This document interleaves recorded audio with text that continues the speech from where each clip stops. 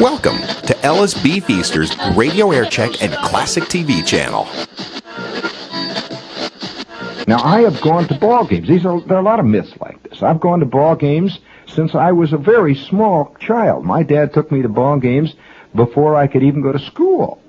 And I've been going to ball games, playing in ball games, and being involved in ballparks ever since that time to the present day. And do you know that in all those years, I have never once heard anybody holler, "Kill the umpire!" I have never heard anybody holler, "Kill the umpire." And yet, every cartoon that you see about baseball shows somebody hollering, "Kill the umpire." And so, this is part of that same myth of the stick figure that says teacher. Well, I had all these ideas about school. See, I was all excited. Now, the school that I was going to go to was about 4 or 5 blocks, or maybe 3 blocks, I shouldn't say 4, about 3 blocks down the street from us. And it was a big brick building, big brick school. It sort of sat on the corner, and it had, I remember the one thing about it that I always remember vividly, it had a fire escape that was one of these circular slide-type fire escapes. Have you ever seen those? They're a circular slide that comes down the back of the building. And it's a real slide. Just if you take a kindergarten slide, the kind of slide that you see in parks, in amusement parks, or rather in playgrounds. If you took a slide like that and made it into a corkscrew shape, it had a slide. Now, I've never seen another one, although when I tell people that, they all look at me amazed.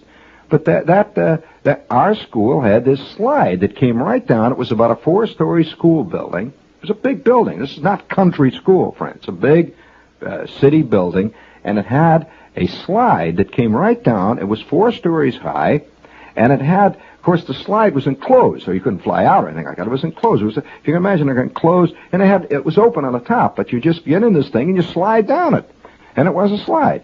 Now, each floor had an entrance to it. You just open this entrance, you jump in it, you slide down. Now, I think that's damned ingenious. It really was. And so this thing was on the back of the building there.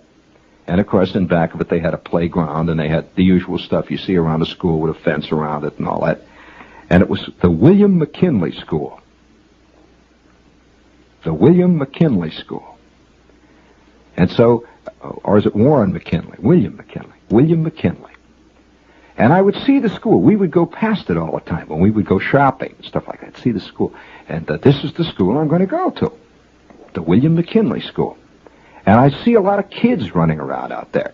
And, of course, being a little kid, they all looked like big kids to me. And they were big kids compared to me. They were all running around. There'd be thousands of kids there. And 1 or 2 kids in the neighborhood who were older than I was were already going to school. And they seemed to occupy a world that was so exotic and I don't know, exciting.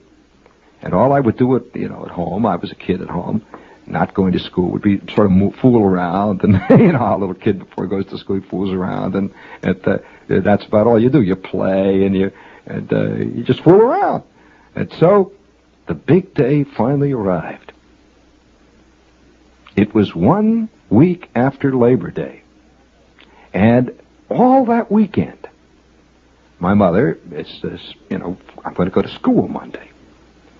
And I don't know the details of whether she went down before that and enrolled me or what. I mean, there must have been something like that. But Monday morning, I was going to go to school.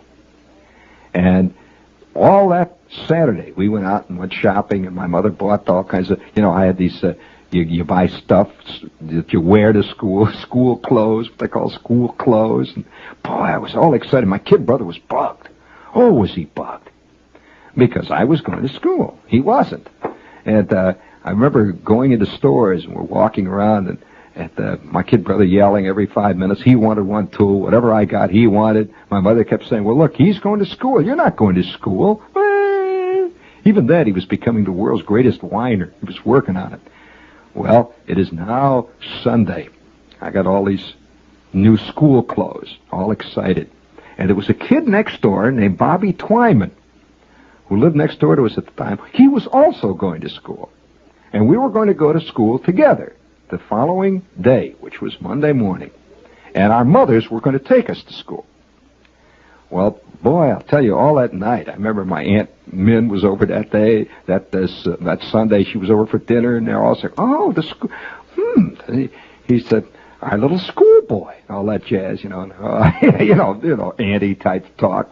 And so, the next morning, it's 8 a.m. or 7 a.m., whatever it was, that I got up, and I'm having breakfast. I'm all dressed up, which was totally unusual for a kid. Up to this point, no kid ever gets, before you go to school, you don't get dressed up. You wear your overalls or coveralls or whatever it is you wear. And here it is. It is now 8 in the morning. I'm all dressed up, and I've got my brand new go-to-school clothes. And my kid brother's sitting there at the breakfast table. He's mad. We're both eating the oatmeal. And out we go. It was a beautiful sunny day. I remembered, and now I'm not inventing it. I'm not ad-libbing this. I'm telling you the truth. I'm bringing out the memories as clearly as I can. It was a bright, sunny day. Now I remember, later on in the story, you realize why I remember why it was bright and sunny. It was a bright, sunny day, and we went next door and knocked on the door, and Bobby Twyman and his mother came on. I remember she was a tall, skinny lady with yellow hair. And so Bobby Twyman, all dressed up, we went down the street. And it was Monday morning. There were a lot of other kids on the street. You could see other mothers. And we started to head to the William McKinley School. Well, there is a deletion in the script. I do not recall. I remember starting out. I do not recall what happened, whether we went to the office or what.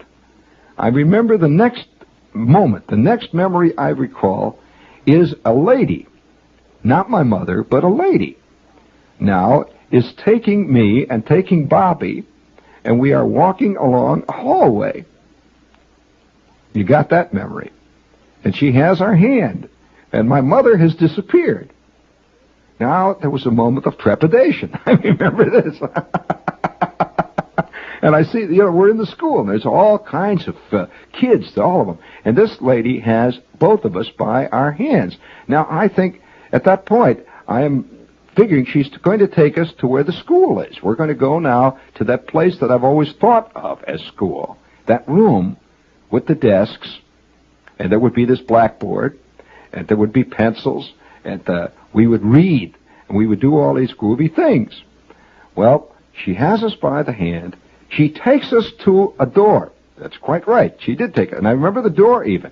It had glass panes on the top, and the bottom was like solid, light, birch-colored wood. It was a very bright-colored door, birch wood, and it had glass panes, about 6 running up, all little glass panes with wood crisscrosses, cross bars in it.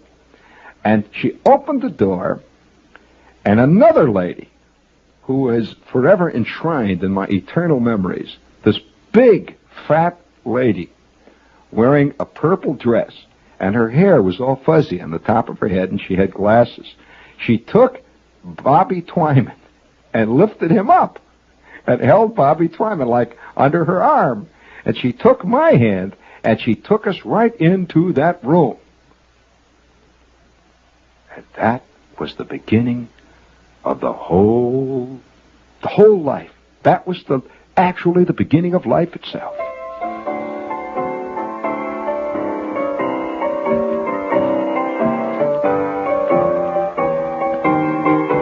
That was the first room. The first cube, that section of air, that little contained bit of space that I was to occupy, and all the other Clarences of the world, beginning it at that instant, were beginning the world of official life. Offices, schools, auditoriums, all the things that we occupy outside of our own little private world of home. The official world. Those buildings. And those buildings will pursue us all the way to the end of our life. Those official places. This was the very first one. Yeah. Yeah. You like that concept, don't you? But it is true. And I stood there for a second, and the lady said, well, why don't you go down and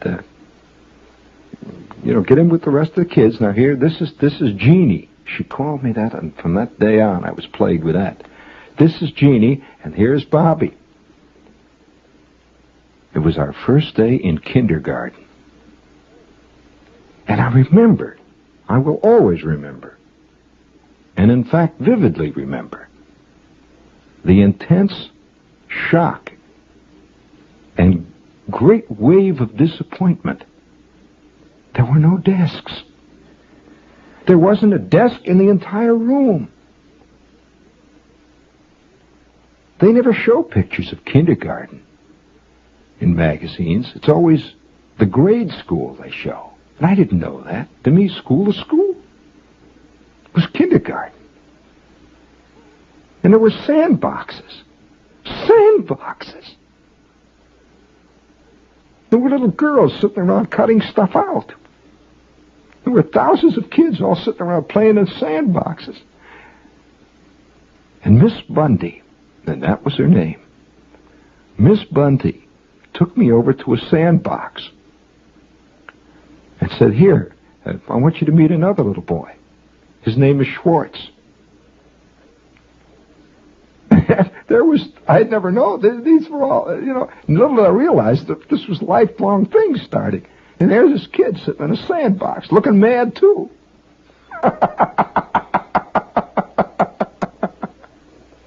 And about 5 minutes later, I'm sitting by the sandbox. I don't know what to do. There's the sandbox there. And Miss Bundy, of course, is up. All the other new kids are being brought in by whoever it was that was bringing them in from the induction center or whatever it was. About every couple of seconds, another kid would come in with a stunned look on his face. And I'm sitting there, and suddenly they bring in Helen Weathers. This is Helen Weathers. I want you to say hello to Helen, all of you. And Helen sat down. She's looking at the sandbox. They brought in Esther Jane. They brought in Flick, the whole bunch. It was our whole crowd was beginning, see? But none of us knew each other before that. This was a whole big neighborhood. And so we're sitting there in the sandbox. I remember this terrible feeling of disappointment. And then Miss Bundy walked over to the windows. I remember this moment. Again, there's kind of a blur. I don't know whether I played with the sand. I just remember being disappointed with the sand. I didn't want to come to school to play the sand. And Miss Bundy opened the windows. And she said, now, boys and girls, the first thing I did in school, I remember doing it. She says, now, boys and girls, the first thing we're going to do, we're going to sing a song. How many of you like to sing? I just looked up, sing a song. I never sang, sing. I don't sing. How many of you like to sing? Ah, I see. Well, that's very good. Some of the kids had their hand up. There's always kids that got their hand up instantly. Little did I realize that was a thing that was going to plague me all my life. In every crowd, there's 5 people who perpetually got their hands up. Now, when I play for you at the piano, I want all of you now to sing the words that I will sing. Now, you listen to me as I sing. You repeat after me what I am singing. Won't that be fun? And Miss Bundy was a big, fat, round, jovial lady. And later on, I didn't realize it, of course, at the time. She was just a big, fat, round lady to me. But later on, I learned she was a beloved kindergarten teacher and one of the most respected, incidentally, in the whole area there. And she loved kids. And so she sits down at this piano, and she starts to play the piano. She goes, bum, bum, bum, bum, bum, bum.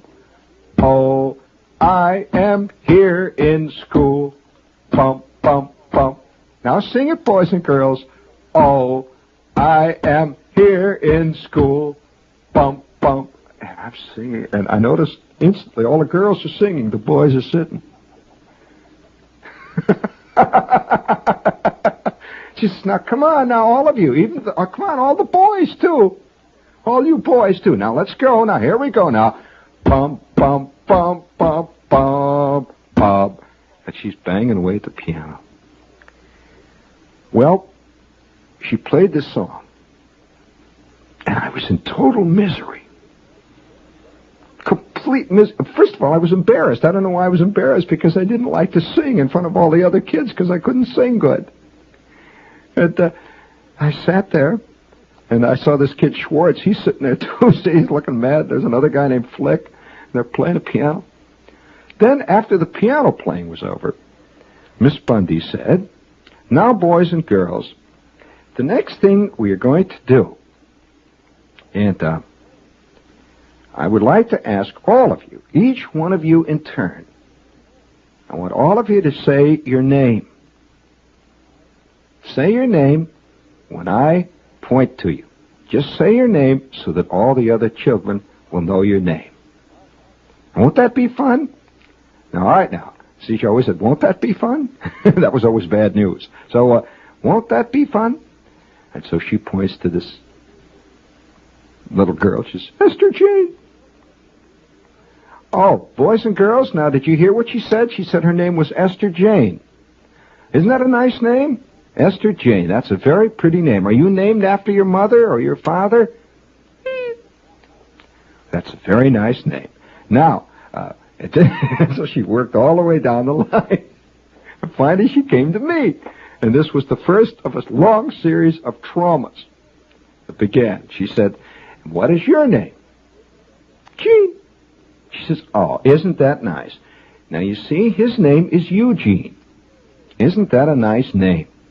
Yeah, it's Gene. She says, yes, but you see, Gene is short for Eugene.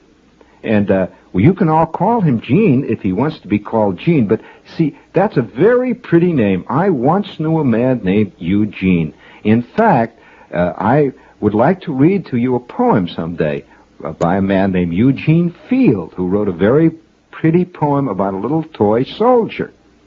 Now, are you named after him? Is your father's name Eugene? I never heard the name Eugene in my life. My name is not Eugene, it's Gene, J-E-A-N, Gene. I don't know what was going on already. I'm falling behind in school over my own name. I'm lousing up on my own name. She said, all right, very good. Well, if you want us to call you Gene, we will call you Gene. And that's a very pretty name. Eugene is one of my favorite names. And so we moved on down the line, calling out our names. Well, it was going downhill. School was not panning out. In fact, the song, we started to slide down now the business of the names. Well, now we've been sitting now in school for about an hour, maybe, with the song and the names, and she talked to us a little bit. And then came the crusher, the total crusher.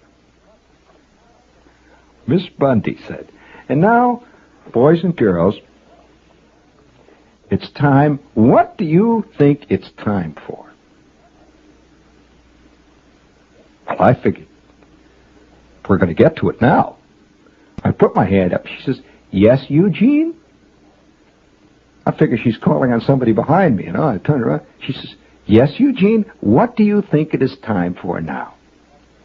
This was my first effort at class recitation. And I remember because, this became a family story. She said, what are we ready for?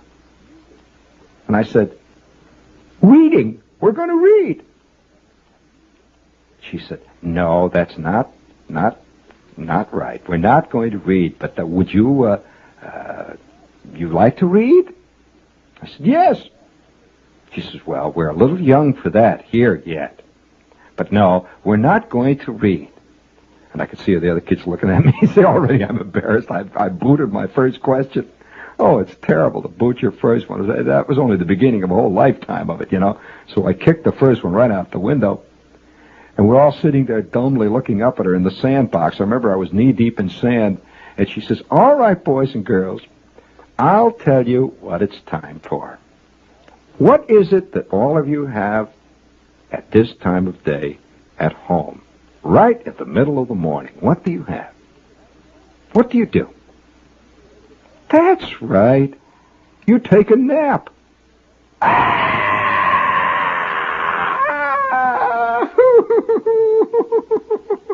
A nap! Oh!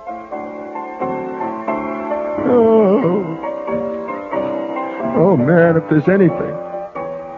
From the time I was hatched out of the egg, if there was anything that bugged me more than a nap, I'd like to know what it was.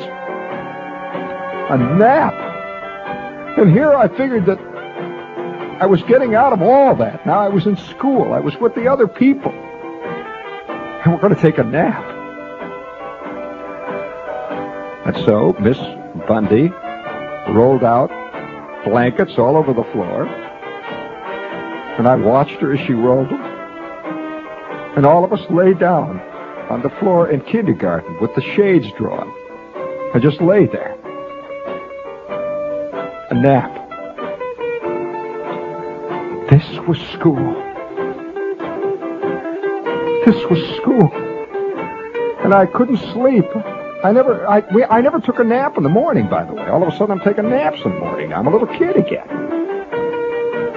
I'm laying there looking up at the ceiling. Schwartz is laying next to me. He's looking up at the ceiling.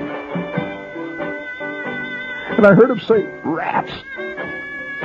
Schwartz said, "Rats." I said, "Yeah, rats." We just lay there looking up at the ceiling and napped. That moment of oppressive boredom, that moment of irritation, of having been had, but that tremendous sense of disappointment. No reading. No desk. No books. Nothing but sand piles. Naps. Little girls. And a big fat lady banging on the piano, singing, "Oh, I am here in school. Bonk, bonk. How I love to be in school. Oh, oh, school, well, it is fun. How I love school." Oh, oh, oh. And that night, I threw the first tantrum I ever had in my life. Do you remember when you were a kid throwing a tantrum? I remember. Why is it I remember these things? I remember being on the floor, screaming and rolling under the daybed. I was not going to go back. That's what this tantrum was about. My mother said, "Did you like it?" I said, "No." She says, "Well, you're going back tomorrow." And I said, "Tomorrow?" In other words, to me I was not used to yet not being able to not go back. I said, "No." And I started a fight. There was yelling and hollering and screaming, and the next thing you know, I'm under the daybed. I remember my old man reaching in under the daybed and dragging me out like some kind of a rat, fighting and kicking, holding me up in the air.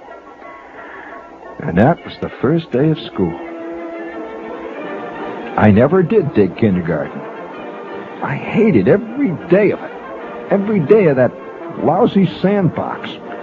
And then 2 days later, they started to give us not only a nap, but we also got graham crackers and warm milk.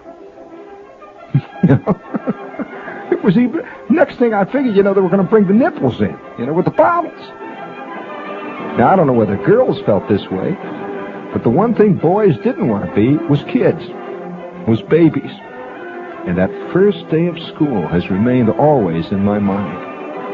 And no matter how old you are, or how much of a kid you are, if you look really carefully in that vast pile of trivia, that garbage heap of memory, you will find your first day of school. that first major trauma of the official world.